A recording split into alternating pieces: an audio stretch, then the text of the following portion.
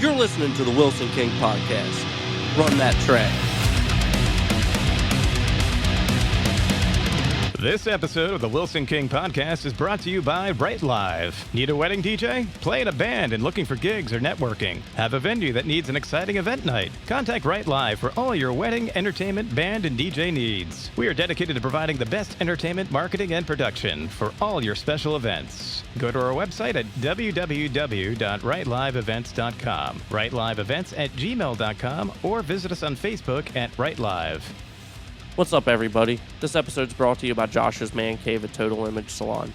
If you're new to the area or just looking for a new barber, go see my friend Josh. He's a wizard with a straight razor and knows his way around a set of clippers and gives a damn good haircut. I should know. I go see him twice a month. If you're of age, he offers you a shot of whiskey or a nice cold brew while he cuts your hair. If you go down and see him, let him know I sent you.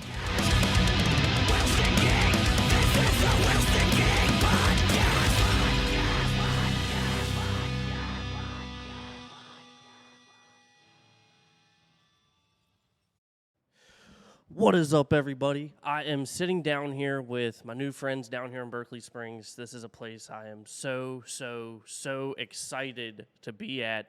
We are down here hanging out with the crew of Mythical Pizza. What's up, everybody? Hi. Hello, I'm Angela. I'm Tony. Dude, thank you all for having me. I've been telling you the whole time I've been here how excited I've been for this to open up in Berkeley Springs, because cryptids are like cryptids, aliens, even paranormal stuff is like all like my go-to stuff in life. Like, I love it.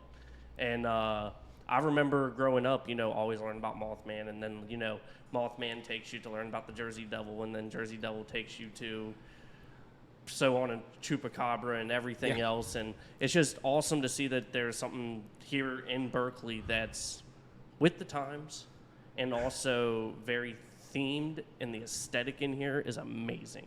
Thank you. Yeah, we worked hard. This was a lot of this was a huge labor of love, coming up with different ideas and plans, and even for the decor. We wanted to make it tchotchke without being too tchotchke. Just kind of have fun with it. So now, where did the idea come from to do a pizza shop? Well, so that's an interesting story. So the parent company is Abitco, and Abitco started off back in 2014 as like a mobile IT consultant shop. We decided to open up a brick and mortar store here in Berkeley Springs. We thought, okay, what else does Berkeley Springs need? Then we added packing and shipping, and then we added printing company, and then we added our own coffee brand. And my wife and I were on vacation last year, and we got some thought processes going on. We stopped at a bunch of places, and we ended up thinking, what Berkeley Springs really needs is a good pizza shop. We thought, I wonder how we could do that. Like, nobody wants to sit there and slack a million pizzas every day. The idea of the old school pizzeria is dead. Most people are used to places like, Pizza Hut and stuff, and it's just it doesn't have the nostalgia feeling anymore. So my wife thinks I'm crazy anyway, because I'm an entrepreneur, and I look for different options and ideas of things that can go on.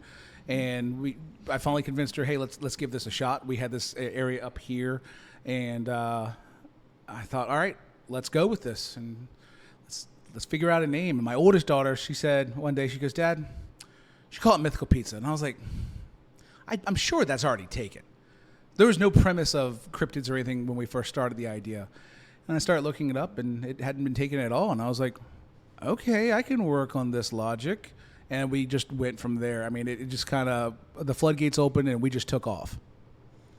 That is awesome. Like, the thought process behind it and seeing where it went from, like, honestly, from where I'm always out of town, I never come to Berkeley. I either am at my house or I pop into Winchester to, like, go to the grocery store. Yeah. And then I remember coming down through town, I stopped at Dairy Queen to grab a quick bite to eat on my way home because, early in the morning I came down to see old Josh Mesner, and I was like, wait, what in the heck's that purple building over there? Can't miss it, can you? Can't miss it. That's the idea. And I was like, Mythical Pizza. So I hopped on Facebook, looked you all up. That was the day I messaged you guys about getting together. That's awesome. Yeah, and this was the building itself was this old, mustard colored building. Nobody ever really recognized it. Even when we opened up a Bitco for the longest time, I mean, even now we still have people coming going, how long have you guys been here? Oh, well, we've been here for a while now. But it's just everyone just misses it as they drive by. So we thought, well, what's going to make this place pop? And that's when we did the purple outside, because we discussed gray as an option. And I mean, there was a couple of different colors, but we said, let's just do purple. We did purple, and everyone was like, wait, what's that building? It's definitely a landmark now. Yes. Oh, 100%. That purple caught my eye like that. Yep. Now, with Mythical Pizza, when did you get the idea to bring in the cryptids into it? When my daughter said we should call it Mythical Pizza, and I verified that had never been taken, and we just kind of literally we hit the ground running. We thought, okay, let's work on this. We can do Mothman, we can do Flatwoods Monster, and then just the ideas kind of rolled from there. We reached out to a bunch of artists and tried to get different things. We had friends of ours that went down to like the Mothman Museum and picked up stuff like the poster for the West Virginia one right there. That came from the Mothman Museum. We reached out to the Mothman Museum directly and started asking them if they would, work with us. We've got a whole slew of cards over there for them. I mean, it just kept growing. Everything that we wanted to think about just kind of grew and grew and grew. Dad, okay. So before doing this, were you yourself big into cryptids? Yeah. I was always a cryptid fan, big fan of Mothman, big fan of the Flatwoods Monster, big fan of Bigfoot, which are the big three silhouettes, of course, that you have in here. But I honestly didn't know about some of the other ones, such as like the Loveland Frogman out of Ohio, Squonk out of Pennsylvania. Those are the ones. I didn't know who the Flatwood Monster was. Yeah, but I mean, there's a lot of little ones that have their own popularity because they are the primary ones for those states. But no offense to Ohio people, I just don't travel to Ohio, so I didn't know about the Loveland Frogman. But now that I do, it's awesome, and we've got artwork for him up too. I saw that. Honestly, I had no idea about the Loveland Frogman either. But until I was in here and I was looking at the posters you have up, and I'm like, Frogman, where's he from? I've never heard of him. Or the Squonk. We already schooled you on the Squonk. Yeah. Yes, you did. But it's fun because it's a learning experience too. You come in, you're like, wait a second, I've never seen that one before. Or even when it comes to like the sodas and stuff, where people are like, well, I've never heard of that one before. There's even like cool little data on the bottles that tell you a little bit about each one of the cryptids too. Yeah, you didn't even notice that. Haha. I did not notice it. By the way, anyone listening to this, their soda is top notch. Yeah, I love it, especially the sarsaparilla. So good.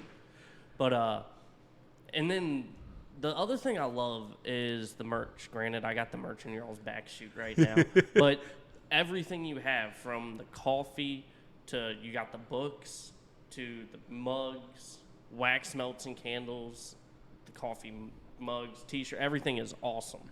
And was this part of the plan as well, coming into it, like bringing in the coffee and all that, or was it just kind of like, hey, it'd be a good idea? And so the idea, years ago, we knew we had this amazing space here. We wanted to put a good business here. Right. At first, we were like a coffee shop.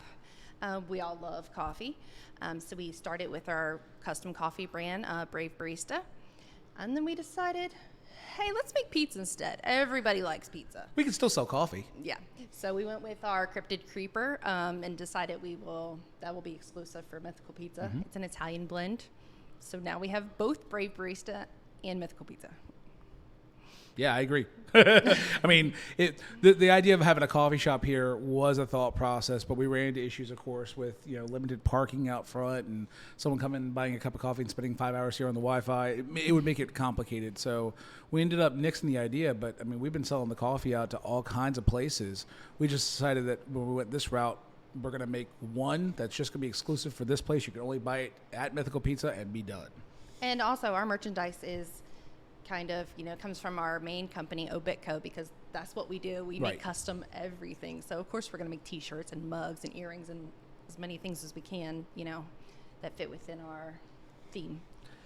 So I'm a huge, craft beer fan, and I love my macro brews, the places that, hey, if you want to get our beer, you have to come to get it. So the fact that you've done that with coffee as well hits me like in a certain place as well. 'Cause Sure. I love coffee. Like, you know. Oh, we're coffee connoisseurs here. I can't say I'm a connoisseur because, you know, I still use my fancy Keurig and, you know, keep it. But that's, you know, simplicity and very convenient. Sure. Because most time whenever I'm getting up to drink a cup of coffee, it is, okay, I've got 15 minutes to get out of the house. I'm going to go ahead and turn this on to start going while I go and get ready, and then, okay, grab it as I'm walking out. And most people count their coffee by the cups. I count them by the pots, just personally. But now, where, if you don't mind me asking, whenever you guys get your coffee, and this is just out of curiosity, where does y'all's coffee come from?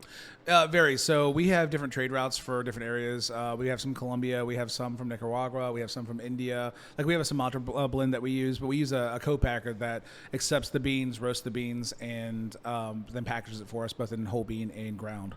Okay. Now, can we get in a little bit to, because I saw where y'all are able to do a pizza in 3 minutes? Yep. All right, can we get into that a little bit? Because I'm very intrigued to hear about this. So the first thought process on doing pizzas was asking people, you know, hey, what do you like? What do you not like about, you know, wood fire? Because that's pretty common standard that you see around a lot of things. And the biggest complaint you usually heard back was they didn't like the charcoal taste. Some people love the charcoal taste. Some people don't. I get it. You're not going to make everybody happy. We're also a tech company by default. So we started researching different things, found these really cool ovens.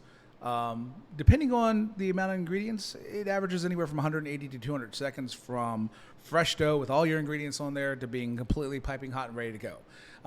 It's just a really unique experience. You don't have to wait 20 minutes for it to go through a conveyor belt. It's hot, ready, and fast. So, what is it called again? Like for like that type of cooking? It's called flash fired. Flash fired. Yeah. See, I've never even heard of that before. Yeah. Until like now. I mean, and again, so there's when I was personally doing research, I found one place out in California that was using this new technology idea, and they were super successful. They had a nonstop amount of customer traffic coming in. So I thought, you know what, let's try it here. And everything we tried so far, it's been absolutely amazing. It's a really unique concept. Again, it's not something you expect to see in Berkeley Springs. This is something you'd see in DC, but we just thought, let's go for it. If we're going to do it, let's do it right. yeah, I mean, doing any kind of business, you know, sometimes you have your growing pains. You know, sometimes stuff doesn't go right. But if you can find something that's like a very big niche, especially in like a small town, in my opinion, that just puts you out there even further. Sure. And I love this whole thing. Like, I know I've said this 1,000 times. Like, I came in and it almost took my breath away. I'm not going to lie to you. Like, whenever I wasn't expecting the aesthetic in here to be this amazing. But I'm also a sucker for some cryptids, as most of the people that listen to this show will know. Yeah. And I don't think anyone who's had a chance to take a sneak peek in the place, I don't think anyone who's come in has gone, everyone's gone, whoa, wow, what did you do here? First? Yeah, because for those who don't know this area or never came here before, this was where the Fearless Painter was originally. We've moved that to a warehouse area in the back, but this was a big open craft area where you can come and do paintings and stuff. And we had drop ceilings and everything else in here. And the idea came in to do the coffered ceilings and do this industrial look throughout the whole place with a new ventilation. And it just wows everybody.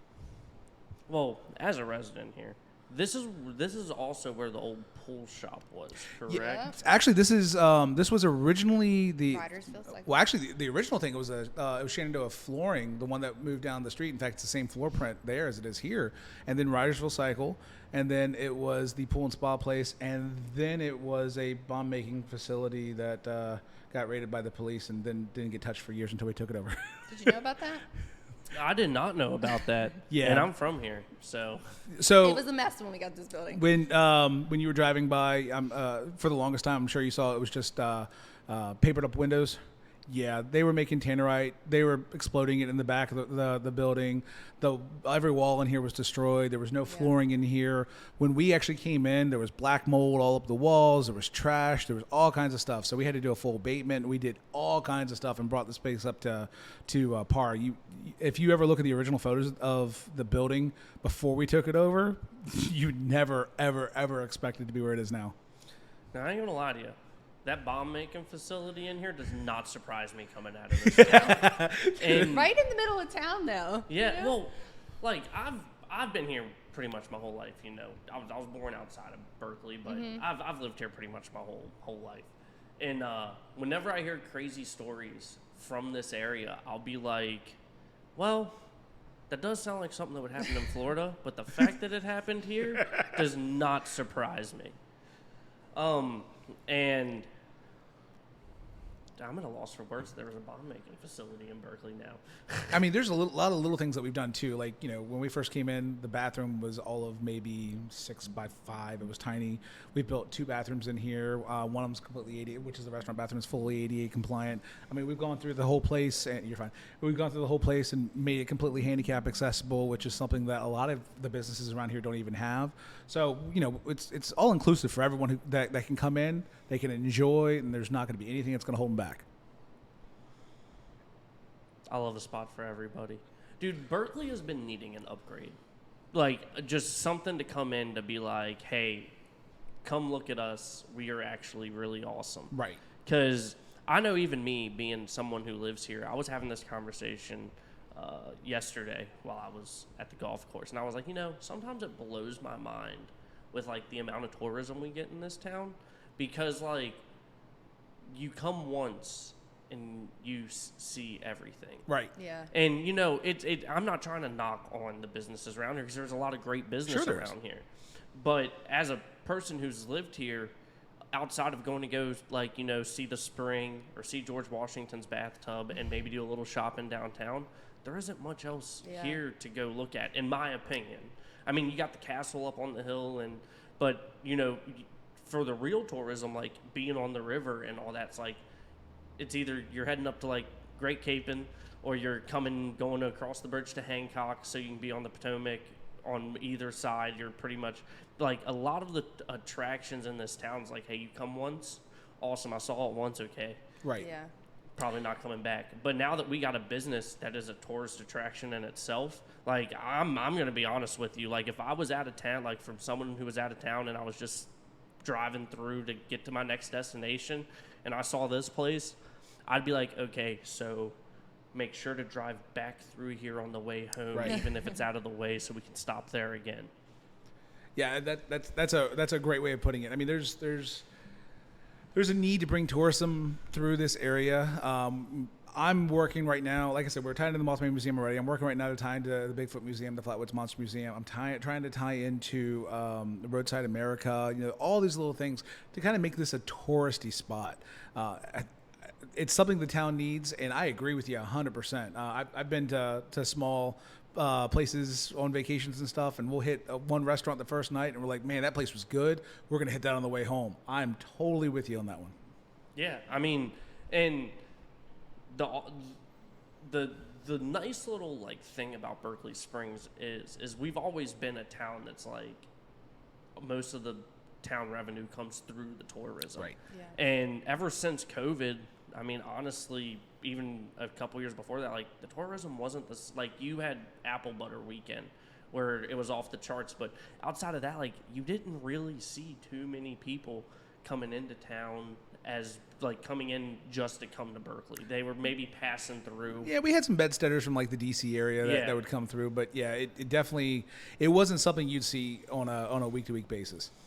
Well, I know, like, even being a resident, there's a lot of stores, like, downtown that I'm like, I would have loved to have went to whenever I wasn't working another job where I travel all the time. But it's like the hours of the stores in Berkeley Town closes at 4. Yeah. are insane. And It's true. Like, man, I'm a busy person, and most of my day trips are like, hey, I'm going to be on the river until, like, 2 or 3, and And that was one of the important things we looked at as well was the hours. Now, one thing that is different with us is we are closed on Sundays because everyone deserves a break. But we've done extended hours for Monday through Thursday, and then even later hours for Friday and Saturday, where every other restaurant's closed up. We're going to be open. Well, and then do you guys are you guys doing call-in orders as well? We are indeed. So we encourage, if you're ordering less than 5 pizzas, to come in and order, because our pizzas cook in 3 minutes. We want them to be hot and fresh when you get here. But we will take phone orders for less, if you're in a hurry. And we've got our website set up where you can order everything straight through the website. You can order it through an app. Yeah, we have the Toast Takeout app that you can order it from. You can actually set up the takeout order or a delivery order right through there. We're not doing store delivery, but we're doing DoorDash delivery. And we actually have a bunch of people that said, hey, as soon as you guys are open, I'm signing up to be a Dasher just because I think you guys can do that much business, which is great to hear. I might sign myself up to be a Dasher. Hey, it's extra income. You never know. Yeah. Now, see, where I live at, there's always been an issue with getting pizza delivered to us. Sure. Always has Yes. been. But I also live out by Greenwood Church. So, like most pizza places, the furthest they'll go is Mount Olivet. So we are, with our setup, is we've got a thing called, it's called DoorDash Drive. They default us to 5 miles, but we're in the process of working with them because we're a rural market to go out to 10 miles. You're probably right at that threshold. I just think that if we can hit that 10-mile mark, the options are going to be limitless. We're going to have so many more people that can get hit that never had options before. Yeah, because I know even for me living where I live at, like Fox's wouldn't go past Mount Olivet. Yeah. Yeah. And shoot, what other pizza joints were? Oh, like Georgie's too. Like all of them. Just Mount Olivet was the cutoff, and I'm like, I mean, that's understandable. You don't want your drivers taking 30. I live out there too. I think Mount Olive's, or that church is about 9 miles away. Yeah. Because my house is about 8. You might be able to get. But just say, hey, deliver it to Mount Olivet, and because the benefit that you have, unlike regular in-house versus a DoorDash, is let's just say Mount Olivet is the furthest, and that's at that 9.5 mile threshold. You can always set your dash to get delivered to that location, and you'll be able to track when your dasher actually is leaving and everything. So you can just hop in your car, go up to Mount Olivet, pick up the pizzas, and come back. Still save yourself some time there.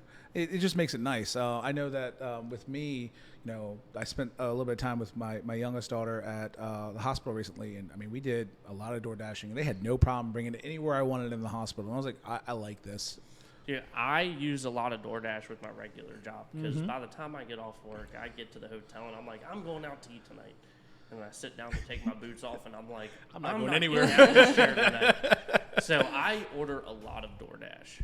A lot of DoorDash. I probably spend more money on DoorDash than I would if I would But just do you go. tip well? I tip adequately. That's good. I tip adequately because I've been running into a lot of issues that I wish DoorDash would allow you to tip after instead of before. Based on your experience. Yeah, and but the fact that you have to tip before,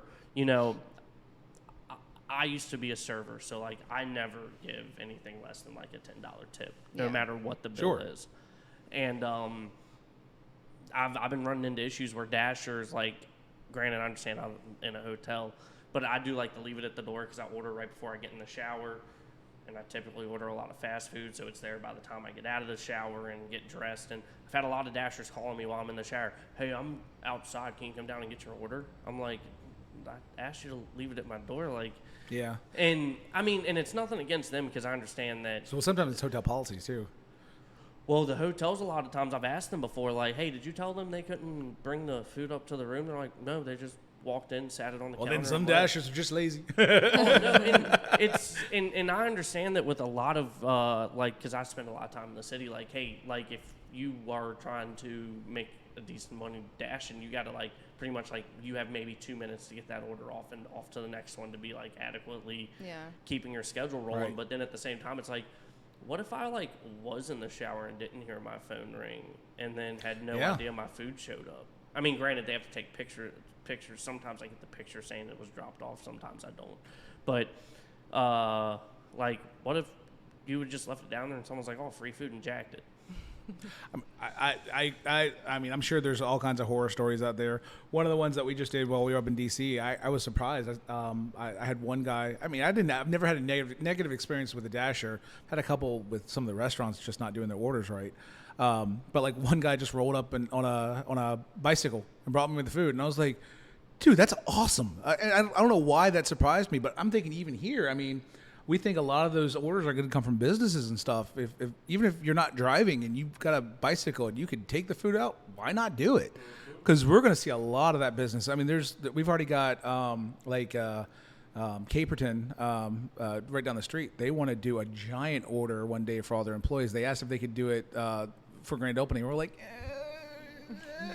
give us at least a week, But we're going to see that a lot. I think that we're going to see a ton of these local businesses say, hey, we want to order, and we're going to order from them for lunch or dinner. That is one thing I love about local businesses. And a lot of times you see a lot of local business supporting one another. Oh, absolutely. Absolutely. Especially if it's like a smaller business. Now, you get into the big block stores. Like right. Sometimes, they don't work. But just knowing that there's going to be a lot of businesses ordering from you, and then looking at your all's merch, like the local artists you guys have had do stuff, your candles and your wax melts being done by someone local. That is all amazing stuff.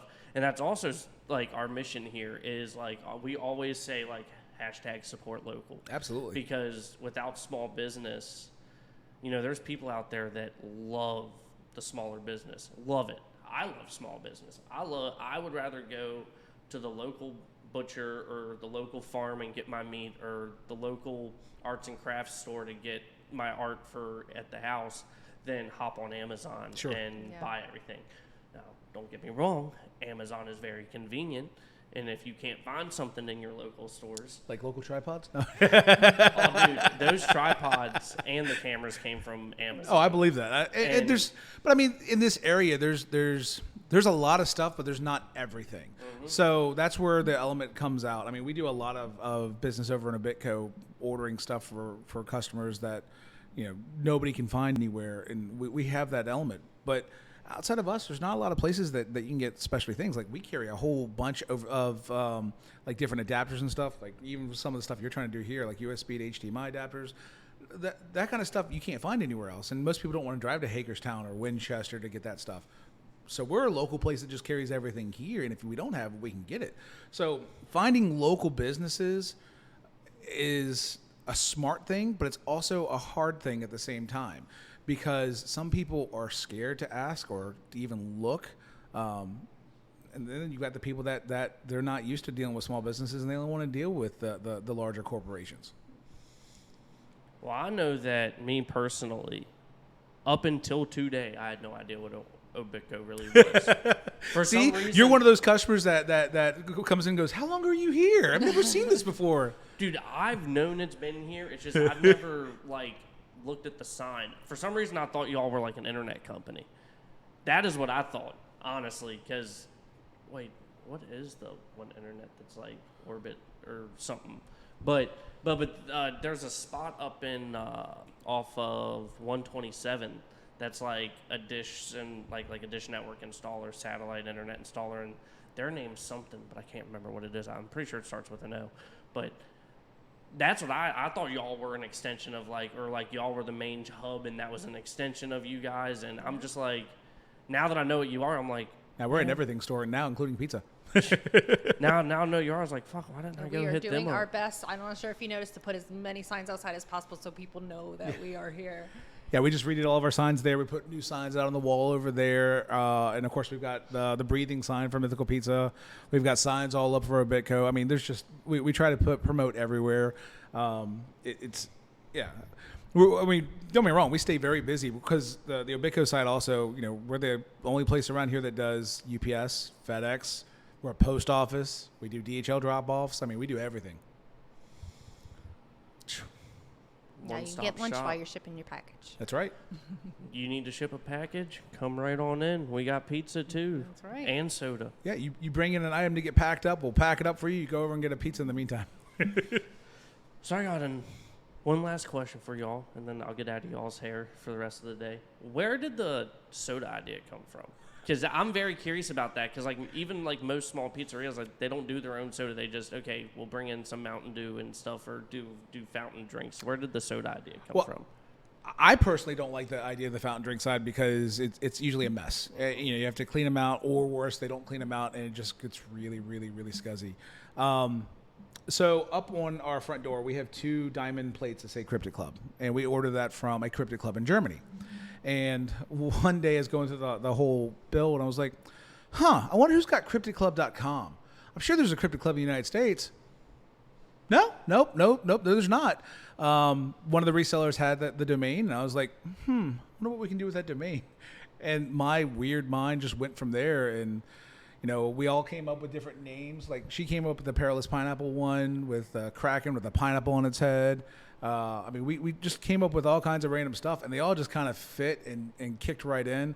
And having a craft soda, glass bottle soda, it's just a unique experience. Brings you into this whole element here that you don't get otherwise.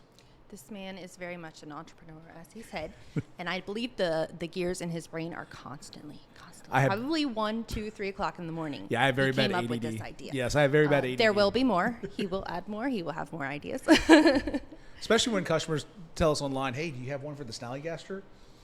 No, but we can figure it out. Right? I felt you with the gears turning at all times then.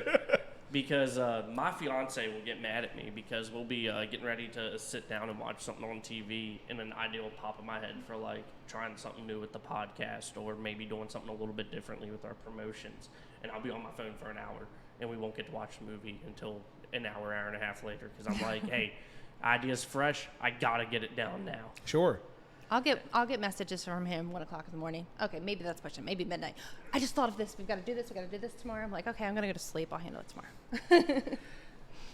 Now, you guys' grand opening is coming up very, very, very soon. Yes. I mean, whenever this releases, pretty sure it's going to be very soon after this releases. When's your all's grand opening, and how are you guys doing anything special for the grand opening? So our grand opening is scheduled for July 1st. We also plan to do a ribbon cutting. Yep. Right before we open? Right before we open. Right before we open. So our opening time is 11 a.m. and our ribbon cutting is at 11 a.m. So we'll have at least 5 to 10 minutes not making pizzas. So we're all in a great picture with us cutting it. We are also doing free T-shirts to the first 50 orders that we have come through. Just different elements there. We plan to be swamped, so yes. Please be very patient with us. We do have limited parking.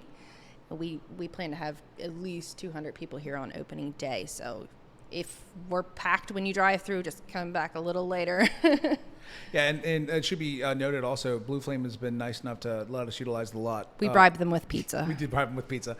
Utilize the lot next to us here too, and we're going to be working on that this week to make sure it's all ready for grand opening. So we'll have overflow parking over there so that people aren't limited in different spots they can park. All right. Before we close this out, where can people find you at on, like, if they're wanting to shoot you a message or order online? Everywhere. Yeah. So obviously most popular for people to use is Facebook. We are very responsive to our Facebook messages, as well our website. Of course, Obitco is a technology company. We have an amazing website. You can call us when we're here. Yeah. Email. We have Instagram. We have TikTok now. What else did I miss? No, that's the primary ones, TikTok, Facebook, so and Instagram. The answer to that is you can find us everywhere. Okay, and then what's your all's website? Mythicalpizza.com.